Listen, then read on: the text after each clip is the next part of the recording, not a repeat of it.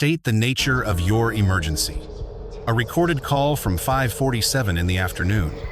A woman's voice, fractured by a cold, sharp terror. My daughter. She stopped breathing. The dispatcher registers a rhythmic wall of sound in the background. A song is blaring at maximum volume, cutting through the atmosphere of the room. When emergency units breached the apartment on Exit Avenue, they discovered a 3-year-old female lying on the deck. She was unresponsive, her life flickering like a dying candle. And through the clinical chaos of the rescue attempt, that same repetitive melody continued to pulse from the speakers. It was the anthem of 1 million children across the country that year. But for Sophia Acosta, the music was about to stop forever. This is a forensic reconstruction of a tragedy, a girl who communicated her suffering through the only medium she had left, through the silent testimony of the marks on her body. It is an investigation into a system that received red flags for 6 months and chose blindness. About adults who witnessed the unraveling and remained mute. This case file contains disturbing evidence regarding the catastrophic failure of child welfare services, but it is imperative that you stay with this investigation until the final report. The ultimate findings reveal critical indicators that could prevent a future fatality. Now, consider the most chilling detail of this entire investigation. The final caseworker exited that residence exactly 4 days before Sophia's life reached its end. He made eye contact with the girl, questioned the primary suspect, checked a box on his form, and walked away. Before we proceed with the evidence, I have several requirements. First, acknowledge this report by engaging with the like function. It ensures the algorithm prioritizes this investigation for a wider audience. Second, subscribe and enable all alerts to maintain your connection to these files. Third, log your current location and time in the records below. This signals to the platform that this data is of high importance. Fourth, distribute this video across your social channels. Why is this a mission-critical step? Because Sophia's voice has been extinguished. It falls to us to provide the testimony she can no longer give. The wider this net is cast, the more likely we are to intervene in another child's struggle. Every interaction is a collective declaration that these failures will not be tolerated. We will ensure Sophia is remembered. Our timeline begins in February 2008. Erica was only 17 when she brought Sophia Maria Acosta into the world. Young and isolated, she saw her daughter as a singular chance at redemption. Sophia was small in stature, but possessed a profound gravity. With deep, dark eyes that seemed to analyze your very soul, she was acutely empathetic.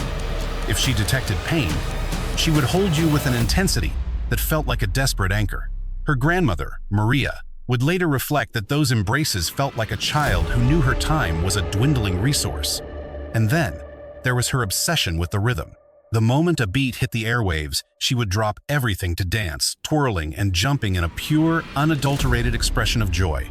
This was her primary language, a kinetic proof of life, telling anyone watching that she was happy, vibrant, and present. By age 3, she was already fixated on her future education, watching the older kids with their backpacks and pleading for one of her own. She dreamt of a classroom, the magic of literacy, and a world of new friends. To her, the horizon looked infinite. She was tragically mistaken. With only months of existence remaining, she remained oblivious to the clock. For now, she was just a little girl who lived for the dance. When she was 2.5, the family unit dissolved. Erica was left to navigate the world alone. The pressure of labor, debt, and isolation became a crushing weight. She sought a partner and found Christopher Ray Cheery, 22 years old, seemingly helpful and attentive to Sophia. He appeared to be a godsend. Within 30 days, he had established residency in their home. Sophia, possessing the blind trust of the innocent, accepted him into her circle. But the surrounding community began to detect a shift in the atmosphere. The music from the apartment became a wall of sound. There were reports of yelling. Physical evidence started appearing on the girl's body. One mark followed another. When Erica questioned the origin of these injuries, Christopher offered a calm, rehearsed narrative. A stumble near the furniture, a slip in the shower, a minor accident at the playground. Sophia was a mere 3 years old. She lacked the vocabulary to articulate the terror behind those closed doors. Erica mistook her daughter's silence for a confirmation of the lies. "Yes, Mommy, I'm just clumsy." But grandmother Maria sensed the rot. The girl had stopped dancing. The light in her eyes had been replaced by a heavy shadow. Her gaze had developed a haunting fatigue, the look of a child who has learned to live in a state of constant, high-alert dread. Maria, afraid of appearing hysterical, chose not to speak up a decision that would leave a permanent scar. Meanwhile, other lines were lighting up. Observers were seeing the same disturbing signs. Neighbors and acquaintances were placing calls to the agency sworn to protect the vulnerable, the Tulare County Child Protective Services. November 2010. A report is logged. A concerned neighbor reports physical trauma on the child that doesn't align with the parents' cover stories. A caseworker is assigned to the apartment to evaluate the domestic situation. He interviews Erica and Christopher, performs a brief check on Sophia, and enters a routine summary into the database. Injuries consistent with accidental play. Case unfounded. File closed. December 2010. The agency receives a second call. The report states the child is visibly terrified in the presence of the male. Another visit, another checklist, another opportunity to save a life, reduced to a series of ticked boxes. The caseworker scans the interior. Refrigerator stocked. Living space sanitized. Every box on the assessment form is checked. No visible threats identified. Just another line item in a growing file. The bureaucracy remains satisfied for now. They labeled the girl's withdrawal as mere shyness. File closed, buried in the archives. January through March pass, yet the hotline keeps ringing. 3, 4, 5 reports. Each one brings a sharper detail, a darker suspicion from those watching her from the shadows. The cycle repeats without fail. A cursory visit, a signature on the dotted line, and the system moves on to the next victim. Every field agent in Tulare County is juggling 45 active files simultaneously. That is 45 lives on the brink. 45 folders to clear by month's end to avoid a professional reprimand. They never actually look at Sophia, the soul behind those haunting dark eyes. To them, she is simply case number 37. May 3rd, 2011. The sixth and final warning. Just 4 days remain before her heart ceases to beat. The agent stands on that doorstep one last time. He sees her silent, watchful, a prisoner in her own skin. Christopher has a ready answer for the new bruising. The usual story. She was clumsy, reaching for a toy, hit the cabinet. It sounds plausible enough. After all, children are notorious for their lack of coordination. The worker snaps his notebook shut, offers a polite farewell, and walks away from the apartment. In 96 hours, the man who just offered a friendly handshake will break her, while a Justin Bieber track blares in the background. The machinery functioned exactly as designed. Every instruction followed, but procedures are not shields for the innocent. Protocol only protects the paper pushers from liability. Sophia is left alone with the very predator entrusted with her survival. Saturday, May 7th. Mother's Day is tomorrow. But Erica is preoccupied with the mundane tasks of a Saturday morning. A list of errands, places to be, things to do. The specifics have since faded into the fog of trauma. Sophia stays behind with Christopher, a routine they had practiced dozens of times. Erica leans down for a final kiss. The child offers a small smile. Erica exits the house at 8 in the morning, unaware she is leaving her daughter to die. A heavy stillness settles over the apartment as the morning light stretches across the floor. Breakfast at the table, toys scattered on the carpet. Christopher hovers in the periphery. It looks like any other home. A deceptive calm. Not a single tremor in the air to signal the impending horror. Noon arrives. Christopher cranks the volume until the speakers vibrate. Sophia's face lights up at the familiar rhythm. It was her favorite melody. He invites her to dance. She complies, twirling and leaping to the heavy beat. This was her escape. Pure, unadulterated joy, expressed through movement and music. The dance quickly turns into something clinical and cruel. Christopher would later call it a game, claiming he was mimicking professional fighters. But when the target is a 30-pound toddler, there is no such thing as an innocent training exercise. The realization hits Sophia instantly. The game has become a nightmare. She begins to sob, begging for an end to it. But the pop music is too loud. Her pleas are swallowed by the rhythm. Through the walls, the neighbors hear only a chart-topping hit. nothing to warrant a call to authorities. They had no way of knowing that a cheerful hook was masking the screams of a child begging for her life. When the music stops, Sophia is broken. No more movement, no more tears. Her breathing is shallow and mechanical. Inside, her small frame is devastated. Organs ruptured, brain expanding against the skull. Injuries no child should ever sustain. The track continues to loop. Lyrics about teenage devotion echo in a room where a life is slowly hemorrhaging away. Christopher stares at the aftermath. The cold reality of his actions finally triggers a frantic, selfish panic. He drags her to the tub, dousing her in freezing water in a desperate attempt to reset reality. Sophia remains unresponsive. He wraps her limp form in a towel, places her on the sofa, and begins the long wait for the inevitable. 1 hour leads into 3. He knows calling for help means facing an interrogation he isn't prepared to survive. 5 o'clock in the afternoon, Erica returns to find her daughter cold and vacant. Christopher spins a tale about a sudden collapse, a possible fall. Erica's hands shake as she dials 911. The timestamp reads 5:47 p.m. "My daughter isn't breathing," she screams. In the background, that same pop song is still playing on a relentless loop. Consider the timeline. Sophia is still clinging to existence. Her heart is fighting a battle it cannot win. First responders are inbound, but the scene they are about to walk into will immediately transform from a medical call to a crime scene. Archive this case file. Secure this recording in your records and distribute it to those who need to understand these stakes. Log your profile in the comments regarding a mother who would abandon her child with an individual of this caliber. Sophia's legacy cannot be permitted to vanish. Prepare yourselves. The evidence becomes significantly more disturbing from here. 6 minutes. That is the exact window for paramedics to reach the residence. Upon entry, they instantly recognize this is not a routine medical call. Sophia is prone on the floor. Her skin has faded to a deathly gray. Her respiratory effort is nearly undetectable to the team. A veteran medic with 16 years on the job would later testify that such trauma is typically reserved for 100-mile-per-hour crashes. They initiate trauma protocols, oxygen, chest compressions, an attempt to intubate, but they find a physical obstruction blocking the airway. Total physiological blockage, where there should be none. The ambulance runs code 3 to Koa Delta Medical Center at maximum velocity. Erica remains in the back, clutching the hand of her unconscious daughter as the child slips further away. She repeats a desperate mantra, "Everything will be fine." Meanwhile, Christopher remained at the scene, claiming he would arrive at a later time.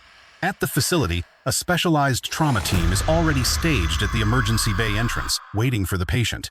Sophia is rushed into surgery while physicians begin their assessment. Their discovery forces the chief of staff to contact the police immediately, because the clinical evidence confirms one thing: this was absolutely no accident. Massive internal hemorrhaging, critical status, cerebral edema, a combination of old and fresh contusions, and something far more sinister. Forensic evidence suggests the child was subjected to acts that cannot be explained away by any accidental occurrence.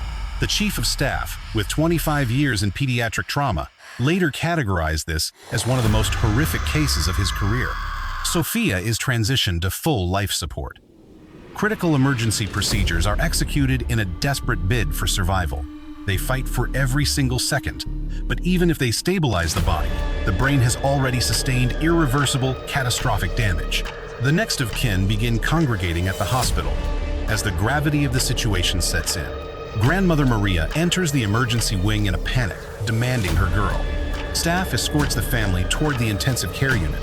Through the observation glass, they see a tiny frame lost in a web of tubes. The reality hits. She holds on for 4 days. For 4 days, the ventilators breathe for her, and pumps circulate her blood, maintaining a clinical facade of life. Obidia, her father, never leaves the bedside. He reads her stories and sings, begging his princess to wake up. He pleads for her to open her eyes, but she remains silent.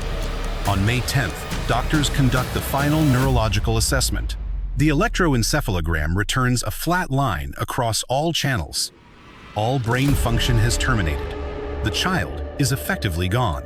On May 11th, at 2:23 in the afternoon, The family makes the ultimate decision. The power is cut, and silence fills the room. Her heart gives its final beat. Her breathing stops forever. 3 years, 3 months, and 6 days. That was her entire life. Maria holds that small hand, whispering through her tears, begging for forgiveness for not being able to protect her. Ovidia sits in a catatonic state, staring into the void. The grief is absolute. Erica stands in the corner, her frame racked by silent, hollow sobs. The girl who loved to dance will never move again.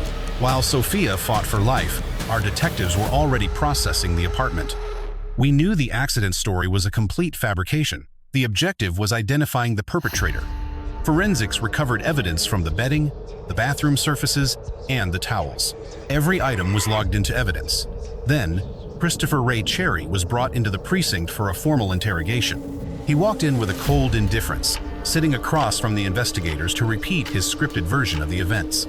He claimed Sophia was playing solo. He alleged he heard a heavy thud from the adjacent room and went to check.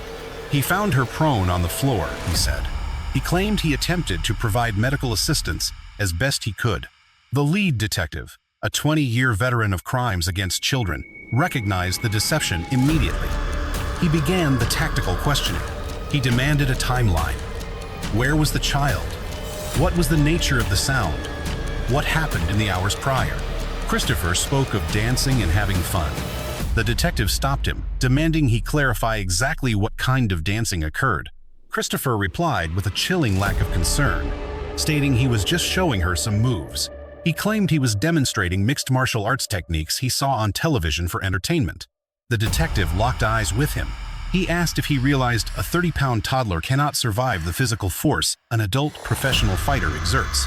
Christopher began backpedaling, offering weak excuses. He claimed he didn't know the risks and thought it was merely a game. But when the detective slid the forensic medical photographs across the table, the suspect's composure shattered instantly. The interrogation pressed on for several hours. His narrative began to disintegrate under the weight of the physical evidence. His timeline is fracturing. His statements are riddled with contradictions every 5 minutes. We methodically dismantle his alibi until his deception collapses. On May 11th, an arrest warrant is served. The charges involve a first-degree felony with special aggravating circumstances, qualifying him for the death penalty. We secure the restraints on Christopher right inside the precinct.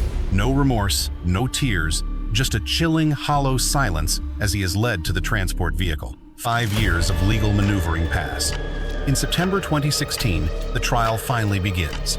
4 weeks of forensic evidence reveal internal injuries that no accident could ever cause. Witnesses testify about the violence. Then, Erica takes the stand to face the man she once loved. By then, she had already begun serving her own court-ordered sentence. Was that your doing? Correct. Post 911 call. I found Christopher in the tub with Sophia's body under running water. I demanded answers. He frequently strangled me and pinned me violently against the walls. He would hurl picture frames at me. Other times, the assault was purely psychological, malicious, isolating me, and systematically destroying my entire sense of self-worth. She received 11 years for failing her child and inviting a predator into their home. For ignoring the lethal nature of the person she trusted with her daughter's life, the jury returns a swift, unanimous guilty verdict. We then enter the capital sentencing phase. Defense counsel pleads for mercy, attempting to use the defendant's youth as a shield. We counter with a recorded jailhouse wire where his father tells him to perform humility. Christopher responds with insults toward the victims. Zero remorse, zero conscience, just a cold void. The jury recommends death. The judge concurs, finalizing the capital sentence. Christopher Ray Cherry is currently on death row at San Quentin. 12 years have passed. His appeals cycle through the courts while he continues to deny all culpability. The family has buried his name. To them, he is a ghost who never existed. Erica leaves prison after 11 years. Her first stop is the cemetery and a pink headstone. Sophia Maria Costa, 2008 to 2011. Erica weeps there for 3 hours. The visits become a weekly ritual. She now works with a domestic violence intervention group. She helps young mothers identify the behavioral patterns of abusers before tragedy strikes. She is weaponizing her trauma to save other children from her own mistakes. Yet every night, she sees her daughter's final smile before she left the house. The family sues the county for $3 million, citing gross systemic negligence. An independent probe reveals a catastrophic failure within the Child Protective Services. Despite multiple reports and visits, the system never moved to extract the child. The county settles. The Director of Social Services is forced out by public outcry. In 2013, California passes a landmark law in Sophia's memory. Now, 3 complaints within 6 months trigger an immediate, high-level forensic investigation. Her father, Oadiah, launches a foundation to honor his daughter's legacy through protection. Over 12 years, his organization has successfully intervened in hundreds of dangerous cases. They fund specialized training and support programs for survivors of childhood mistreatment. Every February 5th, on her birthday, the community gathers at her grave. They light candles for the girl who danced. Her case is now mandatory training for social workers. The data confirms a real shift. Fatalities in monitored households have dropped by 30% since the new protocols. Sophia's death saved dozens of children, yet her grandmother still wakes in a cold terror. Every night, the same surveillance footage plays in her mind. The child's hauntingly dark eyes and a voice that refuses to fade. A grandmother's embrace is usually warm, but hers is heavy, with a desperate plea whispered into the void. Forgive me. Pardon my failure to profile the threat before it struck. By 2014, Sophia should have been a first grader, decoding her first sentences. She was entitled to a prom dance, a first heartbreak, and a legacy of her own children. A single Saturday, soundtracked by a love song, erased that entire timeline. The subject's life ended after precisely 3 years, 3 months, and 6 days. Yet, her case file remains active, evolving into a catalyst for systemic reform and the protection of other juveniles. Bureaucracy finally updated its protocols to detect red flags, but the intel arrived too late for a little girl who lived for the dance floor. Quantify the time it takes for a life to vanish. It requires exactly 5 minutes of absolute, deafening silence. 300 seconds without a sound, a motion, or a detectable human presence. A brief window of time that fractured a quiet Australian morning into 2 distinct eras, before the incident and everything after. That interval shattered 2 households, triggered the most extensive manhunt in New South Wales history, and consumed $20 million seeking truths hidden in plain sight. This briefing will dismantle your assumptions about the guardians we trust with our most precious assets. We are looking at more than a standard missing persons report. This is an analysis of systemic failure, where the protocols designed for safety actually allow the vulnerable to slip through the cracks. It is a study of how socioeconomic status and a polished reputation can serve as tactical camouflage for the truth. Today, we are reviewing a cold case that refuses to stay buried. A boy in a superhero suit, now a permanent icon of Australian tragedy, whose disappearance was likely solved by the very evidence ignored at the scene. Before we dive into the operational details, I am recruiting you for this oversight mission. Signal your engagement, track our progress, and report your location in the comments. This is about more than digital metrics. It is psychological pressure on the establishment. Every narrative we deconstruct represents a silent victim who can no longer testify. These findings are preventative intelligence. Exposing systemic flaws is the only way to harden our defenses around the innocent. Transparency is our primary weapon. We serve as the advocates for those whose frequencies have been silenced. You are now an active participant. Let us start peeling back 11 years of Australian state secrets. June 26, 2011. Sydney. A male infant entered the world, already caught in the crossfire of a socio-economic conflict. The biological subjects were a blue-collar couple, burdened by a documented history of instability they were unable to mask. Social services had opened a dossier on the family long before the first cry was ever heard. The paperwork detailed the risks, yet the ensuing events exposed the lethal arrogance of a system convinced of its own infallibility. February 2012. At 9 months old, the subject was legally severed from his biological unit by a court-mandated extraction order. The ruling cited a hazardous domestic environment deemed incompatible with standard developmental milestones. Driven by primal instinct, the parents chose evasion over compliance. fleeing with their son to avoid total loss. The trio successfully evaded detection for 6 weeks, taking refuge in a safe house in western Sydney. Under oath, the grandmother admitted to orchestrating the extraction to prevent the state from seizing her flesh and blood.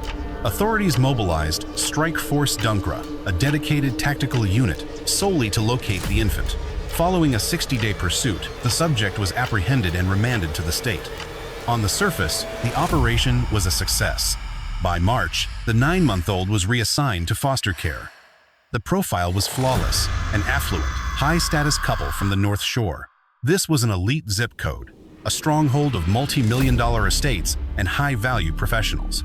Following repeated medical failures to conceive, the couple pivoted to the state-run foster program for a solution. The female subject possessed significant political capital and a background beyond reproach. The male subject managed a high-yield enterprise. They offered financial security, social standing, and the optics of a loving home.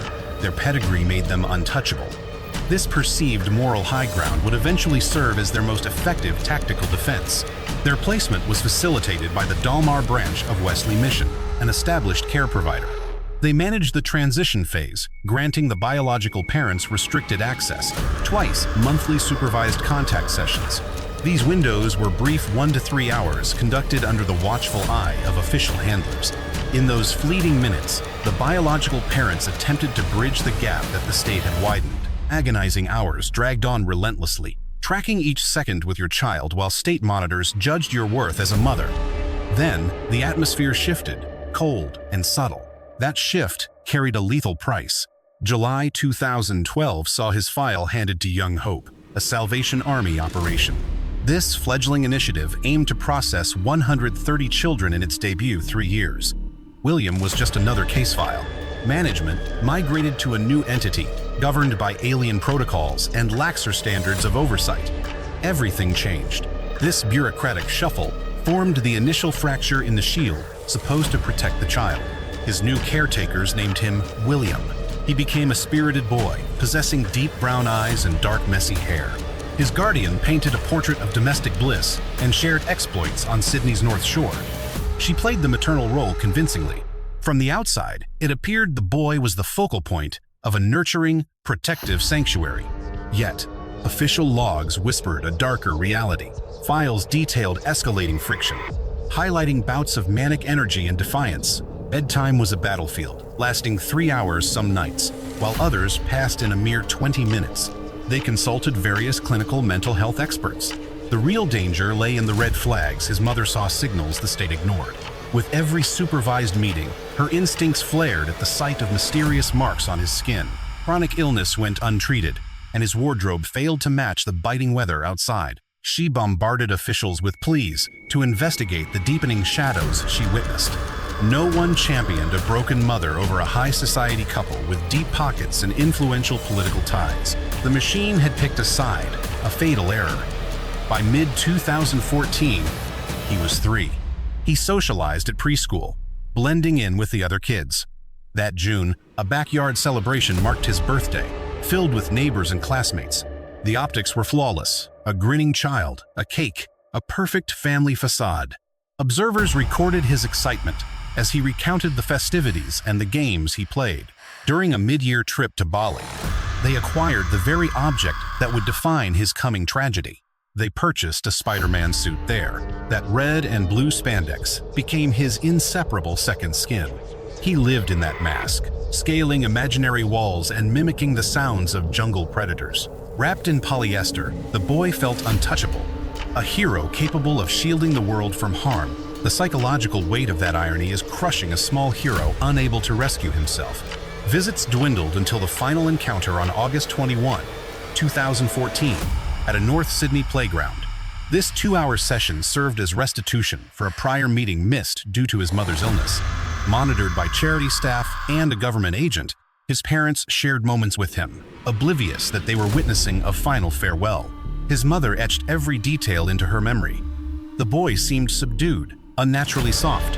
He clung to her, foregoing his usual chaotic play for a desperate, quiet embrace. Her focus locked on a hematoma beneath his left eye, a dark stain that screamed for explanation. A handler offered a convenient alibi. He'd simply slipped while climbing on his foster father. It was a clean story for the files, but her intuition rejected the sterile logic. They brought him fresh clothes and footwear, the best their meager resources could provide. After final kisses and a tight hug, the monitor announced that the clock had run out. This was the end. They had no inkling that within weeks, their son would vanish into the ether. Nor did they realize the caretakers were already plotting a legal seizure, a forced adoption to sever his biological ties forever, conducted in total secrecy. By early September 2014, the stage was set for a trip of no return. William shared his placement with an older sister under the same foster roof. They were a pair, navigating their childhood as a singular unit. The foster father scheduled a professional trip to Kendal, a coastal village situated on the mid-north side of New South Wales, sitting 350 kilometers north of Sydney. This quiet town would soon transform into the primary theater for Australia's largest manhunt. The foster grandmother's home sat on Benaroon Drive, a tranquil cul-de-sac where the residential boundary directly touched the Kendal State Forest. It was immediate. The thick brush and towering timber began the second you crossed the dirt road from the front door, a perfect setting for a quiet family getaway, or perhaps a strategic location to conceal evidence. The family merged the father's business obligations with a visit to the grandmother, who was recently widowed and struggling with loneliness. They left Sydney on the night of September 11th. The drive took 4 hours through the darkness. The children slept through the transit. When they reached Kendal late that night, the grandmother was waiting to greet her grandchildren. The residence was large, featuring an expansive yard that provided ample room for the children to run. The house faced the silent street, while the backyard dissolved into dense forest, a spatial detail that would prove vital to the future investigation. Morning on September 12th was still and chilly. The temperature hovered at 13 degrees Celsius, too cold for a 3-year-old in light clothes. Yet William woke early, brimming with energy. He immediately donned his favorite Spider-Man costume, the red and blue fabric fitting him like a second skin. The boy dashed through the house, playing with his sister and enjoying the freedom. These were the final moments of his recorded happiness. At 9 o'clock in the morning, the foster father left for the neighboring town of Lakewood to attend to his business. The exact timeline of his departure and return would eventually be subjected to a grueling forensic review. Only 4 remained: the mother, the grandmother, and the 2 kids. The adults sat on the porch, keeping an eye on the play. William and his sister began hide and seek, their path taking them between the front and back of the property. Their laughter cut through the morning air. It looked like a standard family morning, but it was William's final one. The foster mother recalls or claims to recall William roaring like a tiger while posing in his superhero gear. He was a child pulsing with life, fueled by a vivid and active imagination. That specific photograph would later serve as the haunting face of this entire criminal case. A grinning toddler in a Spider-Man suit, looking directly at the lens, unaware he was being documented for one of the last times. That image would saturate the Australian media, a symbol of a case defined by questions that remain officially unanswered. Between 10 o'clock and 10:25, the mother went inside to make tea. The grandmother stayed on the porch, watching the game. 5 minutes passed, maybe more. Just long enough to boil water. 5 mundane minutes that would permanently sever their lives in 2. When the woman stepped back outside, the yard had gone silent. The lack of noise was an immediate red flag. William was a high-energy child, rarely seen or heard in a state of quiet. He was a 3-year-old who didn't understand how to be still. But suddenly, there was no sound. The silence was heavy. The foster mother scanned the area. The sister was there, but William had vanished from sight. She called his name. The forest offered no reply. She accelerated her search, checking behind every shrub and garden chair, hunting for any sign of a hiding child. Her final memory of William, or the one she presents as such, was the sound of him roaring like a tiger near the side of the house. After that, total silence. She circled the building and checked the road, but the boy had simply evaporated. The grandmother joined the effort. As the minutes ticked by, the sense of urgency, or the performance of it, escalated. How does a toddler disappear in a few minutes from a monitored yard surrounded by adults? The mother looked toward Benaroon Drive, a dead-end street with minimal traffic and few neighbors. Across the dirt road lay the forest, a wall of dense undergrowth and impenetrable timber. If he entered those woods, Finding him was a near impossibility. But why would he leave his sister to go there alone? The logic was flawed. This lack of a rational motive was the first crack in the abduction narrative. Shortly after the alarm was raised, the foster father arrived back from his trip to Lakewood. His return window and the speed of his arrival would also become a focal point for the authorities. Upon hearing the boy was missing, he immediately mobilized. He began canvassing the neighborhood, knocking on doors and asking for any sightings of a boy in a Spider-Man suit. The search had begun. We pushed the search perimeter further with every passing hour, but the child was a ghost. It was as if the earth simply opened up and swallowed him whole. At 10:57 hours, the foster mother finally hit the panic button and dialed 000. A dispatcher picked up, logging the official start of a nightmare. This is where the case file begins to bleed red flags. The woman's opening statement to the operator was not a guess. It was delivered with absolute chilling conviction. Someone took my son. She didn't say he wandered off. She didn't say she couldn't find him. She didn't suggest he ventured into the brush. She jumped straight to abduction. How does a mind bridge the gap to kidnapping in just 5 minutes? Without a witness or the sound of screeching tires, how do you reach that conclusion so fast? Where was the natural hesitation? The frantic hope that he was just hiding in a closet or chasing a bird? The psychological profile of this call feels wrong. That audio recording has been dissected by the best forensic linguists in the business. They found anomalies, cracks in the narrative that don't fit the profile of a sudden snatching. Emergency services. This is Simone speaking. Yes, hello. My boy is gone. He is 3.5 years old. Copy that. I am sorry. What is your current location? We are at Benaroon Drive in Kendall. Understood. Benaroon Drive, Kendall. I am pulling up the coordinates on my map now. I will wait. Thank you. For how long has the child been unaccounted for? Well, we have been scouring the immediate area for roughly 15 or 20 minutes now, but I estimated 5 minutes at first, maybe more. He was making noise playing, and then the silence was absolute. Roger that. What is the nearest intersection? Ellenborough Crescent, is that correct? Ellenborough Crescent. I am not sure. This is my mother's residence. Hold on a moment. A neighbor is helping us search. I will try to flag her down, but the street is Benaroon. Bravo, Echo, November, Alpha, Romeo, Oscar. I have your location locked in. You are definitely on Benaroon Drive in Kendall, and the system shows Ellenborough Crescent as the closest cross street. That sounds right, but I cannot be certain. So the timeline places his disappearance around 10:30. Yes, I would say that is accurate. Give me a physical description. Height? Obviously, he is small. Yes, about 2.5 feet tall. He is wearing a Spider-Man suit. Copy. And his hair? It is a dark, sandy shade. It is cut short.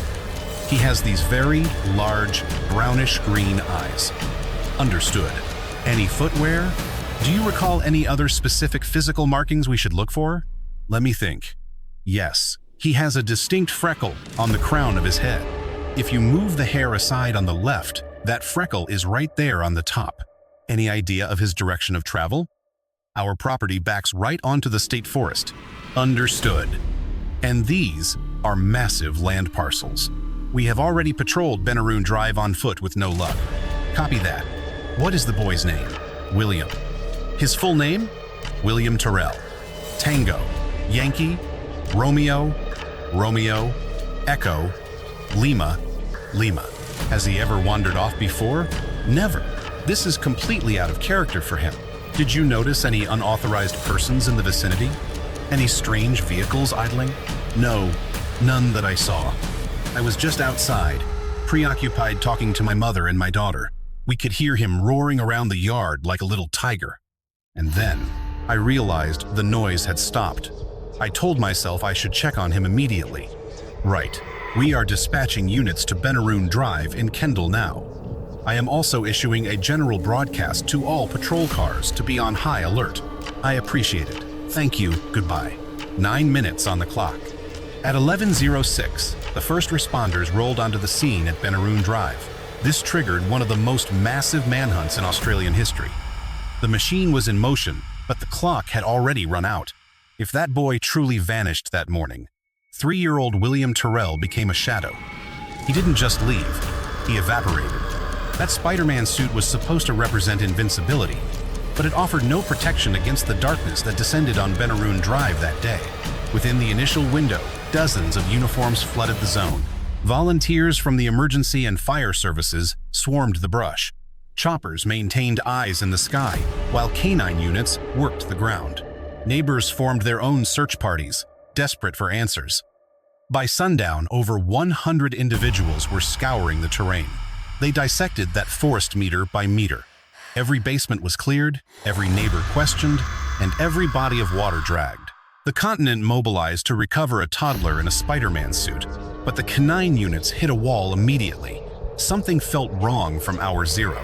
The boy's scent was distinct within the property lines, yet it evaporated the moment it hit the perimeter. He was there, then he was gone.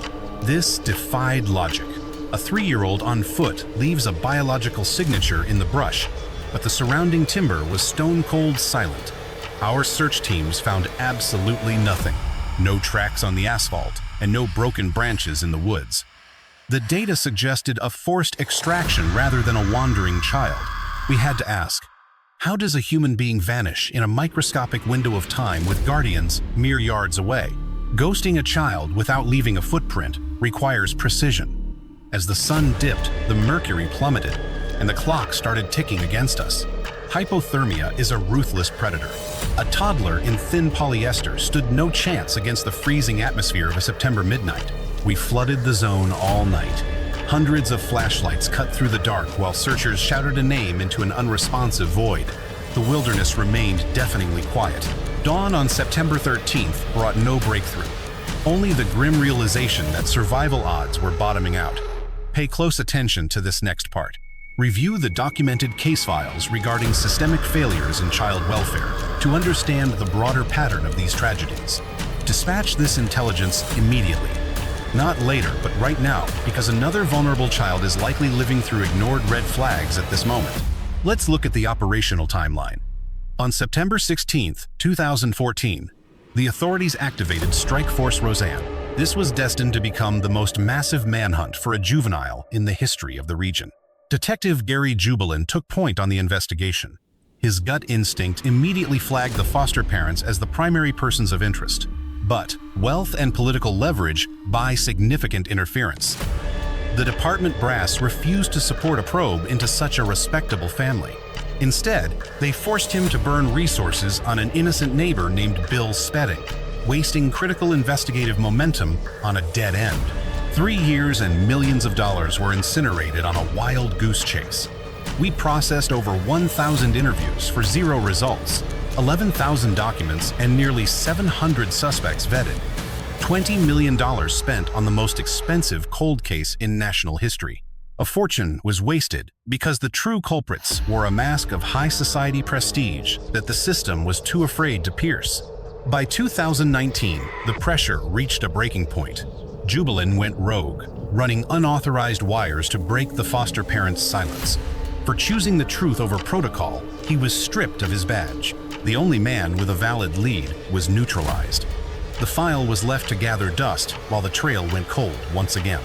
In November 2019, 5 years after the disappearance, the foster mother finally cracked her own facade through a single act of rage. She brutalized another ward with a wooden spoon, leaving visible evidence of her violence. By 2022, she was a convicted felon. The legal record finally confirmed she was capable of predatory violence. Suddenly, the psychological profile of that household finally made sense. The unexplained facial bruising, the desperate warning letters from the birth mother, and the boy's erratic trauma responses finally formed a coherent mosaic. A complete picture of abuse emerged that the authorities had spent years intentionally failing to see. In January 2022, a classified deposition was held. Under oath, the foster mother weighed every syllable like she was navigating a minefield. The interrogation reached a chilling climax with one direct query. Do you have knowledge of William's current location? A long, suffocating silence followed a gap too wide for an innocent soul to leave. By November, the official narrative finally shifted toward homicide. Investigators publicly concluded that William died following a fatal incident on the property, followed by a professional-grade cover-up of his remains. In June 2023, the police recommended charges for tampering with evidence and perverting the course of justice. Yet, as of October 2025, no handcuffs have been used. No courtroom date is set. The file remains frustratingly open. No corpse, no closure. She remains at large, shielded by elite counsel and the very statutes that were supposed to protect the victim. 11 years and $20 million. A small army of investigators worked this case until their hair turned gray. The net result is a void. The Terrell case exposed a chilling reality about how respectability can hide the most monstrous secrets. Sometimes, the greatest danger hides behind a picket fence and a bank account. The birth mother's warnings about physical trauma were dismissed as noise. They silenced her. They destroyed Jubilant for following the evidence. The machine chose to protect the socialites over the child. The system spent millions chasing ghosts, while the real answer sat comfortably behind a wall of high-level political connections. For 3 long years, the boy's status as a ward of the state was kept a guarded secret from the public eye. The public was kept in the dark about the documented abuse. Confidentiality, meant to shield children, was weaponized into a tool for concealment. The biological parents were essentially forced to lose their son twice in one lifetime. First, they lost him to a bureaucratic seizure. Then, they lost him to the eternal silence of a cold grave. They now realize the protocols meant to rescue their boy only steered him into deeper waters. When a child in custody shows distress, silence is a tragedy. Marks demand forensic profiles. Shifted behavior signals internal distress. Parental alarms must be vetted thoroughly. A polished facade is a predator's best disguise. Safety requires our total, collective vigilance. Ensure your connection is verified and your alert protocols are active. Every investigation sharpens our intuition against future threats. Analyze the evidence and circulate the data. Speak for those whose voices have been stolen. William Terrell remains a cold case. The truth is a secret held by a single, silent observer. While that witness hides, other innocents remain in the crosshairs. I appreciate your presence during this grim assignment.